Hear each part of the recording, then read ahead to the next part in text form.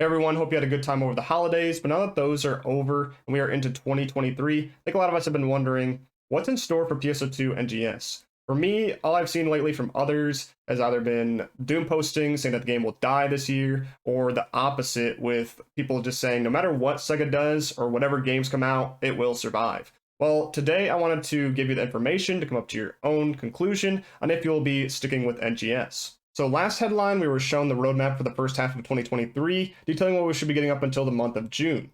I would say most of you would agree that there are some interesting points on here, such as the Colossal Boss Urgent Quest, the new class Gunblade, as well as the NGS Ultra Evolution update on whatever that entails. But when you look at last year's roadmap, it kind of lacks in comparison. There's way more going on here with each month, way more bullet points and like level increases, hiring sectors and features that this year just does not have. However, I think there is more to what meets the eye with this roadmap. So for this, I want to go each month one by one and extrapolate or predict what will be coming with 2023. First off, we have January itself. It's not shown on this year's roadmap, but we were already told what we would be receiving in that same headline we got this roadmap in. We will be going through the same seasonal events such as the New Year's as well as the winter event, but near the end on January 25th, we'll actually be receiving a larger update. In this, a new combat zone will be added to STIA called the Nuisance Plant. It will be mechanically different from previous ones because of a multitude of changes, such as different traps and buffs that can be activated, as well as PSC bursts changing some game elements and the enemies themselves. However, with this, it looks like they'll be reusing bosses from other zones, such as Ams, Caveris, and Nex Alio.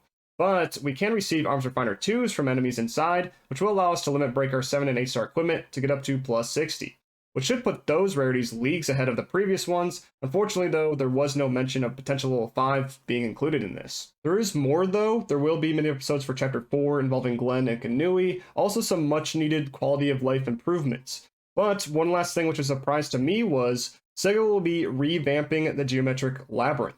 This revamp will be adding matchmaking, buffs for completing side missions, modifiers to make the lab easier, and more. So there's a lot here in just one update, but if you look at all of these changes within one package, you can tell that a lot of this content is using old content. But before we go crazy about them reusing assets, I think we should look at this from a different perspective. It looks like SEGA is trying to improve upon the old systems they've given us, not necessarily just throwing reused content at us. They're trying to add things to combat zones to make them more engaging, lowering the barrier to entry for Geometric Labyrinth, and quality of life improvements that even involve alpha reactors from the beginning of the game. So to me, it seems like SEGA is paying attention to some problems players have been having with the previous content. It doesn't want to just abandon it, but instead wants to adjust the content to make it better. It even said that they started this with the STIA update. A good chunk of players thought that Caveris had too much empty space, so they made STIA compact but filled with items and enemies such as the Recon Gigants. The story, while still short, has more impact on what is going on and showing us what the characters are capable of. Even the situation with the Khazar weapon was looked at with the new 8-star version Keklophis. It's still a grind to get Infernium, but there are a multitude of ways to get it, and nowhere near as painful as yellow box farming was. With all this combined, it looks like SEGA moving forward will be improving the quality of what they've already tried, while also making higher quality new content. This is probably why the roadmap this time around looks sparse, because they want to have that better quality versus just throwing useless content at the players. With this in mind, let's continue with the roadmap. So in February, we'll be getting a colossal boss called Dark Falls Aegis, the final fight against the Dark Falls we currently face, and with this, there will be some limited time stuff, which to me doesn't really matter much. Last year though, we got Dark Falls for the first time, but also a lot more, such as a level increase from 35 to 40, higher ranks for Alio, side story for Artem, the Arcs ID, the Mag music feature, but at the last minute as well, not shown on the roadmap, they announced the Nadara concert.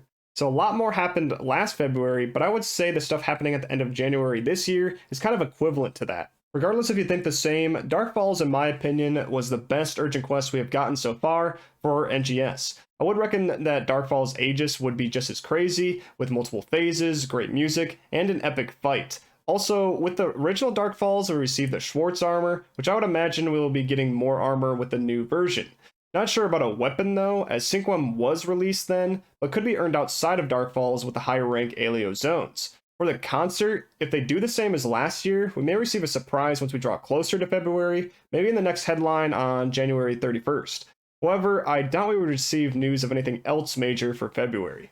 Moving on to March, there will be the spring event again, but also a new rank for the Geometric Labyrinth. They said that the revamp for this in January is in preparation for this new rank, which leads me to believe that this new rank is a different makeup of what we've had in the past. It'll most likely function the same, but have different enemies, new levels, and hopefully new loot. Honestly, if you look beyond the problems with getting a party together for GeoLab in the past, the biggest drawback was the loot itself. It was definitely not worth the time sink for going through the entirety of the quest, only to receive Tria augments, which weren't even good at the time this released. Another stinger was going for the more difficult modifiers, which didn't properly reward you either, and only gave you more of these garbage augments. So if SEGA wants this quest to be played, I think they need to heavily adjust the reward system for it to match the time spent and the difficulty that you give it. That's essentially it for March, but getting into April and May, it gets all jumbled up. First off, the 2022 roadmap ended up different than what was shown. April got high rank Retem, level 45, GeoLab, and Photo Room like it should have, but also stole the PAs and compound techs from May, as well as getting a PSE Encores and other quality of life features. And then May was completely different. Got the first anniversary event, captains, as well as that mining rig Retem that was supposed to be for April. So this made April a huge month for updates, and May was just pretty much like another seasonal event month. But 2023 gets a little ambiguous on what will be in April, and what will end up in May. Probably because they switched things around last year, and something's probably going on in that time period within SEGA itself, but I think we can figure out what it'll end up being. April will most likely have the new Gunblade class and weapon in the first half of the second anniversary event. May will most likely have the second half of that event and chapter 5 of the story. But I think there will be more than what was shown in these months, since we had so much last year. Within these months, I expect another slew of quality of life changes, most likely in April. For Chapter 5, we know it won't be another region, and since it is earlier than the usual timeline for major updates, I think it will be smaller than what we have seen before. I believe Chapter 5 will be a conclusion to what we've had here on Halpha, or at least this island. Something akin to going to the floating island above Halpha Lake, and or revisiting each of the different regions. Honestly, the Chapter 5 point is the biggest mystery to me, since it is not included in a major update like usual. Speaking of a major update, we'll once again be getting one in June, tentatively called the NGS Ultra Evolution Update. Some people are saying this is the Realm Reborn update for NGS, others are saying this will be nothing.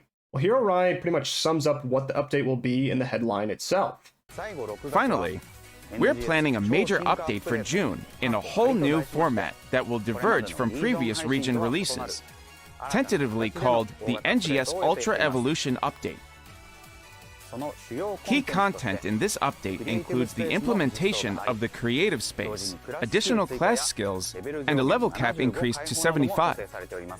He said that these are the key content to this update, essentially meaning that these are the highlights or the major points of this update itself. I think this is just further reinforced by the update's name, Ultra Evolution. If we look back at when they announced creative spaces, they said, it is personal quarters evolved. So I think the namesake currently comes from this line. However, if we think back on what I said earlier, SEGA is focusing on improving the quality of what they already have and bringing in higher quality new content. This is also hinted at with what Hero says in the headline too. The June update also includes plans for new content and enhanced features in addition to what we announced today. We hope to be able to share more details at a later date. So there is proof they'll go beyond these bullet points. But for what will actually happen in June, if I was to be honest, I think the update may end up being a rehash of Halpha itself, where everything will get a new rank to be adequate for the new level cap, similar to what we have seen before last October. But I think more things will change as well. Previous content may be evolved or improved to meet the new standards, and then for the new content, I don't know for a fact what it will be, but I think it will be finally worthy of being called endgame content or introduce some sort of endgame loop. The reason why I say this is because for base game or classic PSO2, level 75 was a huge milestone for content like that, and SEGA loves following patterns. Beyond those things, there might be new systems added like how they always do with a major update. With Converis, SEGA introduced the Treasure Shop, Auto Sell, Alliance Quest, the Quest Counter, and more beyond that. But with all those things, do I think this will be on the same level as Realm Reborn for Final Fantasy XIV? Definitely not. At least not all at once. But I think it is a good sign that SEGA is finally realizing that they can't just push out garbage and expect players to just want to play it. Hopefully this carries through the rest of the year as well, otherwise I think it will be all for nothing. So what will the rest of 2023 look like? With this evolution, it may be different than usual, but I still want to make some educated guesses based on what they have done before, because like I said, SEGA loves following patterns. And starting with July, I think they're going to do just that.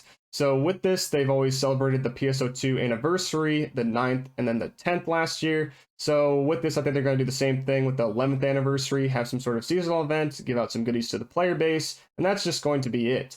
But with August, I think that's going to be a major month for updates, as always. Both of the times they've had a class, I think like Braver one time and then Waker the other. But I think this time they're not going to add it since Gunblade is being added earlier in the year.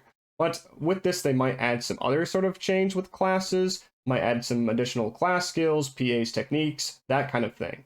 But they've always added a new mode as well during this month, the mining rig the first time, and then Cannonball Rumble the second. So we might see some sort of new mode along the lines here. They've always added side stories or mini episodes as well during this month, some more story in terms of the NPCs. And then also they've had quality of life changes around here as well. Then we have September, which is another seasonal event month, but this time they've always added an additional thing to an existing mode. So the first time was more field races, and then the second time they added Cannonball Strike to the kind of Cannonball Rumble mode. So I think they're going to add to this new mode that might be in August, or I guess add more field races if they don't add this new mode here. But then for October, it's going to be another major month for updates. So in the past, they've added Battle Diaz here or Ordinal Tower. So I think there will be another dungeon-like thing here. And then there will be other features. They've done triggers here, mission pass, special scratch. So some sort of like system, not necessarily like a mode itself. But then there will also be quality of life changes here too. Then with November, it'll be another seasonal event, blah, blah, blah. But they've always done a collab scratch here. So the first time they did the Attack on Titan, but that was kind of like with PSO2 base game. But then they've also done the Overlord scratch. So there might be another collab scratch here if this is kind of like a common theme. And then with the last month in December, it's going to be like another major expansion. My hope is like a new planet or maybe even a new island. Get away from Halpha. Let's get out of here. Let's do something new. And then probably like level 80 increase, maybe even more than that. Kind of just like an approximation. That would be new features kind of tied to that, just as always with a major update. So there you have it, all of 2023 for NGS. I highly doubt that this will be 100% accurate, but honestly, that's okay. Nobody's perfect. And I'm kind of hoping that I'm wrong anyways, and SEGA does way more than that, but we will see. If I was to give any advice directly to SEGA though, moving forward, it would be for them to keep 3 things in mind. First is make fun content. I know that's kind of vague, but basically something that I like playing and want to go back to over and over again, invite my friends, etc. But also don't make it FOMO content or fear of missing out, like the seasonal events and other limited time things. Honestly, I think all of these limited time things is way too much. If you look at previous roadmaps, literally half of the content is limited, and then it is gone, or you have to wait until next year where it may be different. But unfortunately, with the gaming industry as a whole, I think they're all going towards this trend and trying to tap onto that emotion of fear, as it's a pretty good tactic, so I can't really blame them. I think at some point, though, people will just get sick of it. And I think Sega's kind of getting to that point where they're just pushing that button way too much because they have like the AC scratches, seasonal events, mission pass, and more beyond that. That's just like too much going on. Moving on to my second point is make fulfilling content. Honestly, this kind of ties in with the fun content, at least for me. When something's fulfilling, I like doing it. But also with this, there's kind of 2 sides of the coin.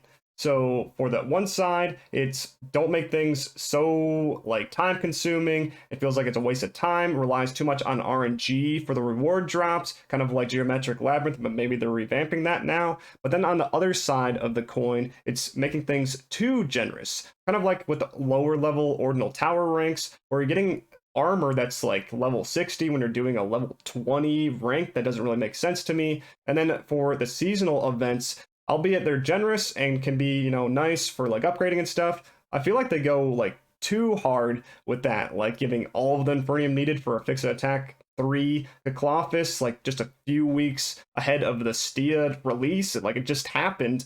So just like it just spits on the people that like just earned that with farming all of the Infernium, and now you're just basically shoving it to everyone for free, pretty much, with just seasonal points. Honestly, I don't think that's the worst of it, though. Like, next week, I think, with the winter events, they'll be handing out Mastery 4s, as well as Gigas 4s, and 10 of each of those for just a few seasonal points, which just kind of baffles me, because, like, getting Gigas 4s can be difficult. You need to be the current max level to earn them, and then for Mastery 4s, it, like, relies on captains or getting a whole bunch of different, like, Mastery capsules from before, so I think it just, like, kind of squashes like any previous, like, I don't know, trying to earn these. So it just like makes you feel bad if you tried before when people are just getting it for free. So it's like, why did I do it before instead of just waiting like everybody else? When I talk about this stuff here, I'm not blaming any of the players for taking advantage of these events, because I mean, I do. It's like, why wouldn't you grab the items? They're there.